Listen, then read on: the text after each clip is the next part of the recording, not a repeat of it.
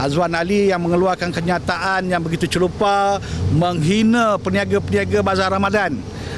Ya, mengeluarkan kenyataan yang boleh menggugat perasaan, yang boleh menggugat keharmonian bangsa Melayu. Jadi janganlah nak hina bangsa Melayu. Kita ni bulan puasa biasalah. Orang yang berniaga tu nak cari sesuap nasi, nak cari makan, untuk nak cari duit raya. Dia berniaga kalau barang tak sedap kan, janganlah beli, janganlah kau hina, kan?